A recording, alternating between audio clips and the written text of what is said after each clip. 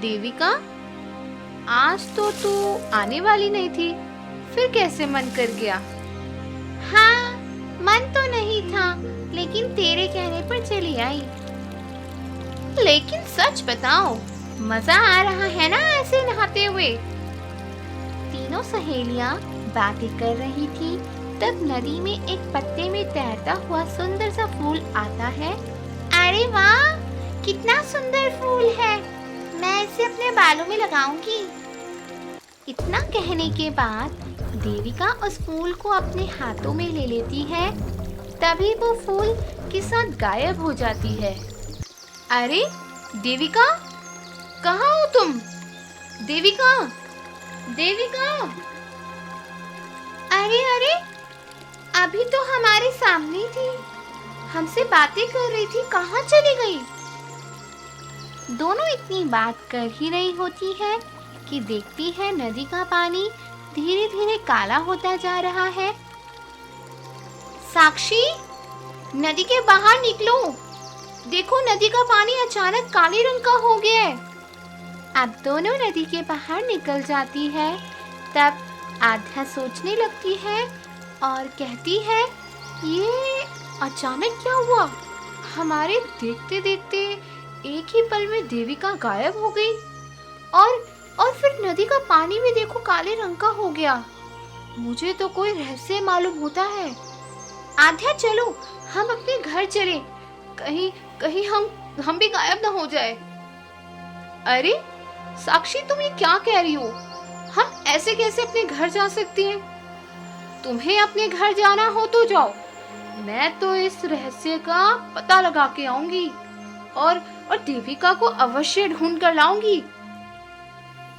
लेकिन ये तो कोई माया जाल लग रहा है, कहीं हम दोनों भी फंस गए तो तुम मत आओ, मैं तो देविका को बचाने के लिए नदी में कूद रही हूँ।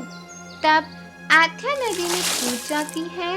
तब साक्षी कहती है, आध्या, आध्या रुको, मत जाओ अंदर, अवश्य अंदर कोई रहस्य है, मानो मेरी बात। ये देखकर अब साक्षी भी आध्या के पीछे नदी में कूद जाती है।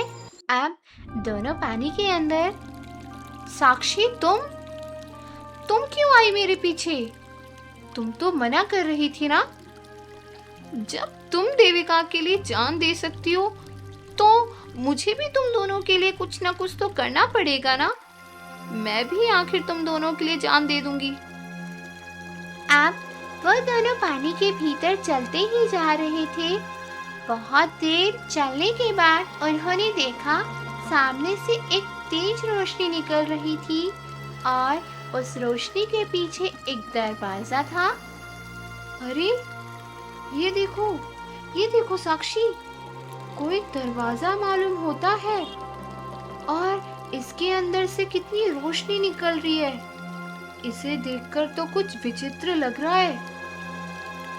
सचमुच पानी के अंदर ऐसा दरवाजा, लगता है अंदर कोई माया जाल है।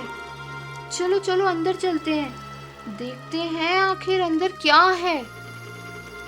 अब दोनों अंदर जाते हैं तो देखते हैं अंदर जैसे कोई मायावी दुनिया है।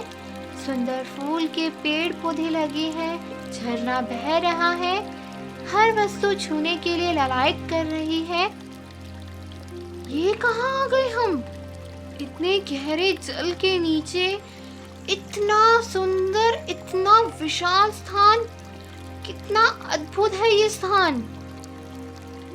आध्या, ये प्रकृति नहीं, कोई माया जाल है और हम इस माया जाल में फंसते जा रहे हैं। और देखो देखो, यहाँ तो चारों ओर सन्नाटा पसरा हुआ है। हम कैसे ढूंढेंगे देविका को? दोनों भयभीत हुए आगे बढ़ती जा रही थी। तभी उन्हें सामने एक और रहस्यमय दरवाजा दिखता है।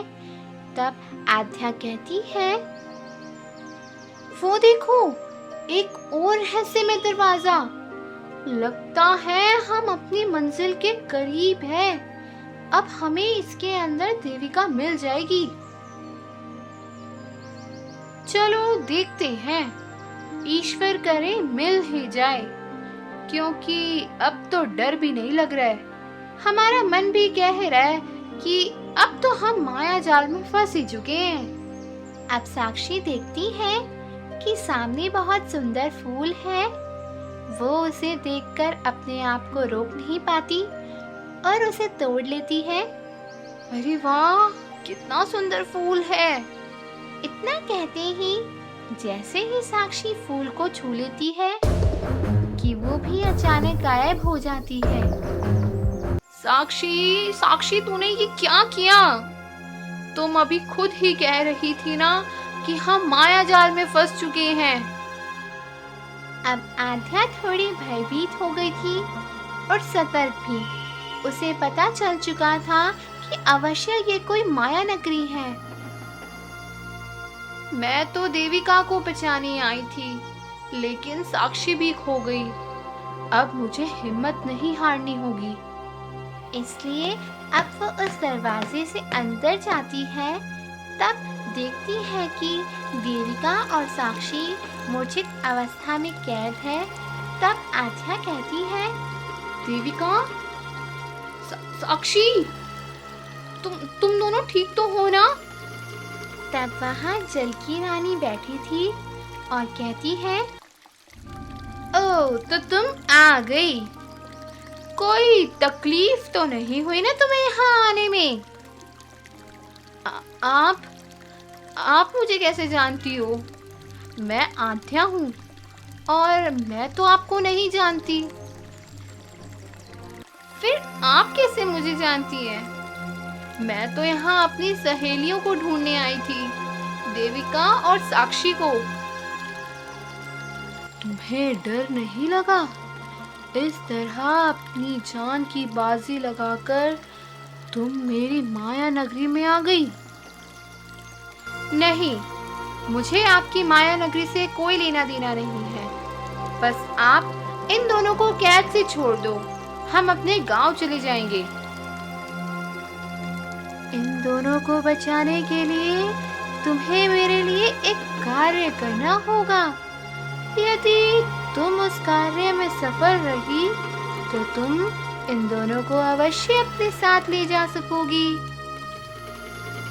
क्या करना होगा मुझे? तुम्हें मेरे लिए नीलमणि ढूंढ कर लानी होगी।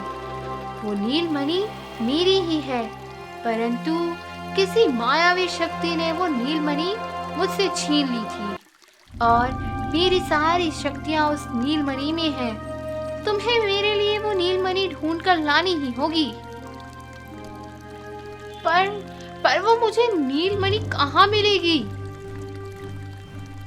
मुझे नहीं पता उस शक्ति ने उसे कहाँ छिपा के रखा है। वो तुम्हें ही ढूंढनी होगी।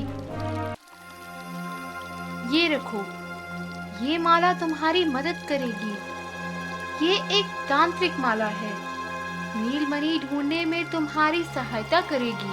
और जब वो मायावी शक्तियाँ तुम्हारे पास होगी तब इसका रंग काला पड़ जाएगा। तुम समझ जाना, तुम्हारी मंजिल करीब है और नीलमणि उसी के पास है। अब जल की रानी वो तांत्रिक माला आध्या को देती है। तब आध्या वो तांत्रिक माला लेकर जंगल की ओर निकलती है। चारों तरफ गहरा सन्नाटा पसरा हुआ था। अंधेरा बढ़ता जा रहा था। बिजली चमक रही थी। आध्या का मन भयभीत से भरा हुआ था। वो इन्हीं बातों की कश्मकश में आगे बढ़ती जा रही थी। तब वो खुद से कहती है, हे ईश्वर, अब मैं क्या करूं? मुझे कुछ समझ नहीं आ रहा। मैं रास्ता भटक गई हूँ। मुझे तो इस वक्त ये भी नहीं पता कि मैं कहाँ जा रही हूँ और ये भी नहीं पता कि कहाँ जाऊंगी। चलते चलते थक गई हूँ। तभी आध्या को बांसुरी की मधुर आवाज सुनाई देती है। अरे, इतनी मधुर आवाज! भला इतनी रात को बांसुरी कौन बजा रहा होगा? तब आध्या देखती है, एक तालाब के किनारे एक सुंदर युवक बांसुरी बजा रहा था। तब आध्या अपने मन में कहती है, कितनी मधुर बांसुरी बजा रहा है और कितना सुंदर युवक है। इससे पूछूं क्या? क्या ये मेरी मदद करेगा? नहीं नहीं नहीं, मैं ऐसे किसी अनजान युवक पर विश्वास तो नहीं कर सकती। तब आध्या वहां से चली जाती है और फिर अपने आप से कहती है, मैं चलते चलते बहुत थक गई हूँ। थोड़ी देर इस वृक्ष के नीचे बैठकर विश्राम कर लेती हूँ, फिर सोचती हूँ कि आगे किधर जाना है। अब आध्या आराम करने वृक्ष के नीचे बैठ जाती है। थोड़ा ही समय हुआ था कि सामने से वृक्षों में से एक डरावनी सी आवाज आती है। तब उसकी आंख खुल जाती है। अरे अरे अरे, ये कैसी आवाज थी? कौन है पीछे? उन झाड़ियों के पीछे कौन है? लगता है कोई डरावना जानवर होगा। अब आध्या खड़ी हो जाती है और बदहवास हालत में दौड़ जाती है। तब सामने उसे एक झोपड़ी दिखाई देती है। तब आध्या कहती है, बचाओ बचाओ, क्या कोई अंदर है? दरवाजा खोलो।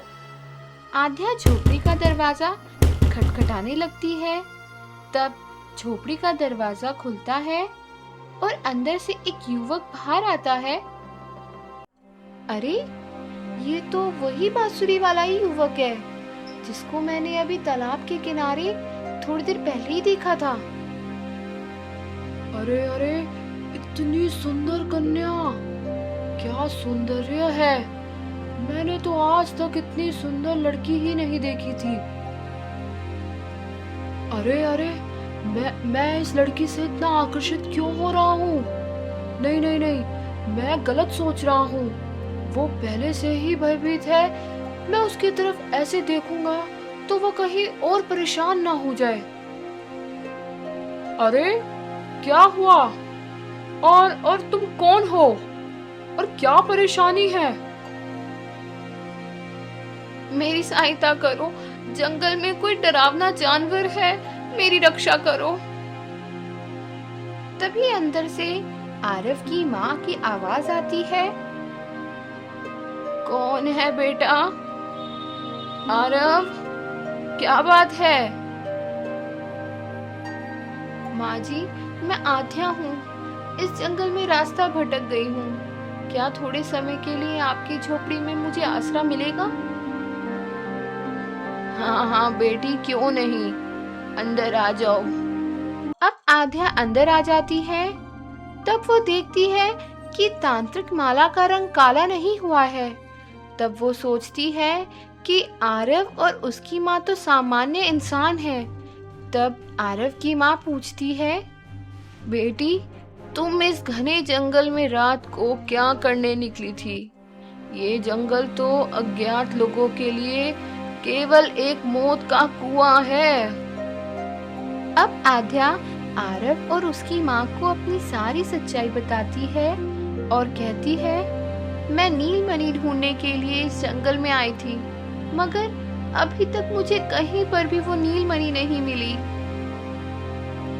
हाँ, हमारे गांव में भी यही चर्चा है कि जल की रानी की नीलमणि किसी मायावी शक्ति ने छीन ली है और वो नीलमणि तब ही मिलेगी जब वो मायावी शक्ति का सर्वनाश होगा। आपको पता है कि वो मायावी शक्तियाँ कहाँ पर है? उस स्थान के बारे में या उस जगह के बारे में आपको कोई जानकारी है? हाँ, यहाँ से थोड़ी ही दूरी पर एक बुढ़िया रहती तो है। कई बार उसको तंत्र मंत्र की साधना करते हुए बहुत लोगों ने देखा है। एक बार तो मैंने भी देखा है। तो क्या आप मुझे वहाँ पर ले चलेंगे? बस इतनी सी मेरी मदद कर दीजिए। तुम उसके पास जाना चाहती हो? वो अघोर तांत्रिक है, बहुत सी सिद्धियां प्राप्त कर रखी है उसने। वो तुम्हें देखते ही तुम्हारी बलि चढ़ा देगी। मरना चाहती हो क्या? लेकिन मुझे नीलमणि उन्हीं के पास से मिलेगी। मैं क्या कर सकती हूँ? जब तक मैं नीलमणि नहीं ले जाऊंगी, मेरी दोनों सहेलियां जल की रानी के पास कैद है। मैं क्या करूं? कैसे छुड़ाऊं मैं उन्हें? उसके पास जाने से पहले तुम्हें उसको मारने की योजना बनानी होगी। लेकिन मैं कैसे मारूंगी उसे? कहते हैं एक जादुई नदी है, उसका सुबह 4 बजे का जल उसके सर्वनाश का कारण बनेगा। लेकिन वो नदी कहाँ पर है, किधर है, किसी को नहीं पता। जादुई नदी? कैसा जादू? मतलब क्या खासियत है उस नदी की? उस नदी की खासियत यह है कि वो अपना रंग बदलती है। देखते ही देखते उसके जल का रंग काला हो जाता है। अरे वो नदी तो मेरे गांव में है ना। मैं तो उसी नदी से आई हूँ। क्या सच कह रही हो तुम?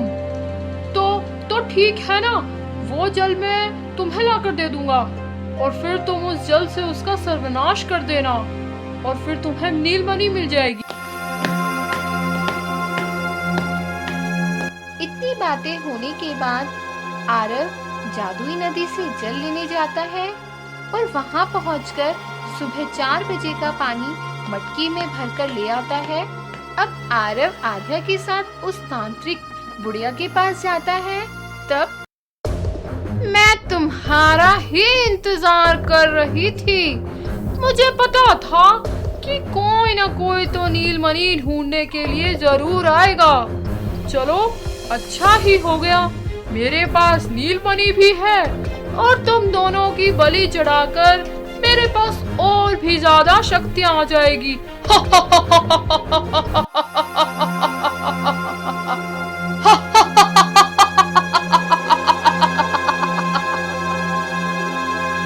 हाँ, तुम हमारी बलि दे देना, लेकिन एक बार नीलमणि के दर्शन तो करवा दो।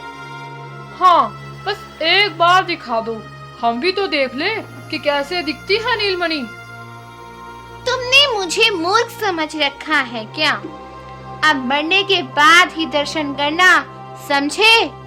मैं अपनी तंत्र मंत्र साधना शुरू करूंगी।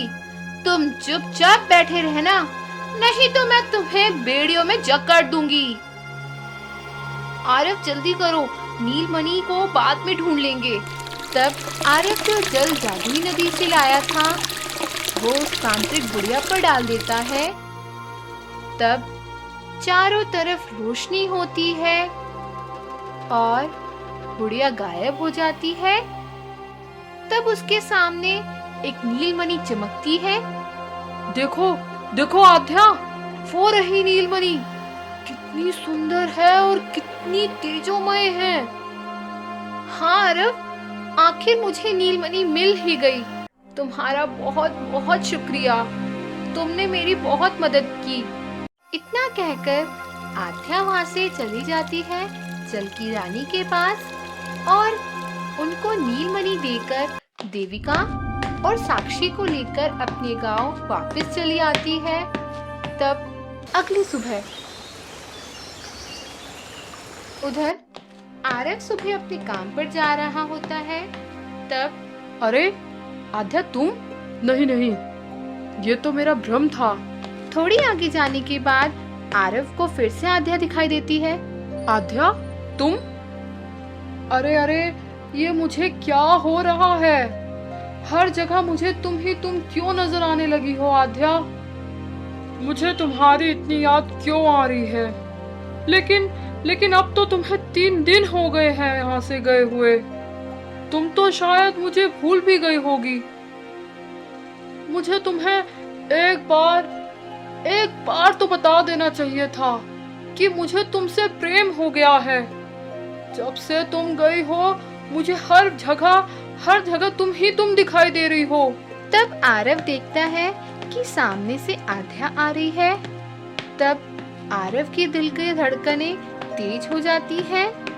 उसके चारों तरफ आध्या की खुशबू दौड़ जाती है। आध्या? नहीं, मुझे फिर से कोई धोखा हुआ है। तब सामने से आध्या की मधुरमय आवाज आती है, आरव, आरव।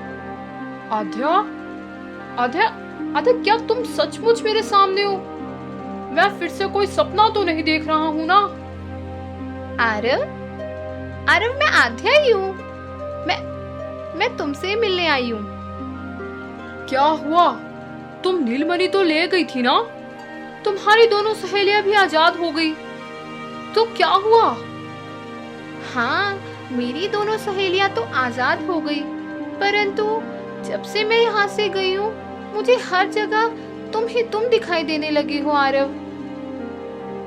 आध्या, क्या क्या तुम्हें हर जगह मैं ही दिखाई देता हूँ? अरे अरे, ये क्या कह रही हो तुम? मुझे भी बस तुम ही तुम दिखाई देती हो आध्या। तो क्या ये प्रेम है? मैं सच बताऊं तो तुम्हें मुझे तुमसे बहुत प्रेम हो गया है। क्या तुम मुझसे विवाह करोगी? हाँ आरव, हाँ, मैं भी तुम्हें यही बताने आई थी कि मुझे भी तुमसे बहुत प्रेम हो गया है। मेरा भी कहीं भी दिल नहीं लगता तुम्हारे बिना। अब आरव और आध्या दोनों विवाह कर लेते हैं और अपना जीवन खुश में बिताते हैं।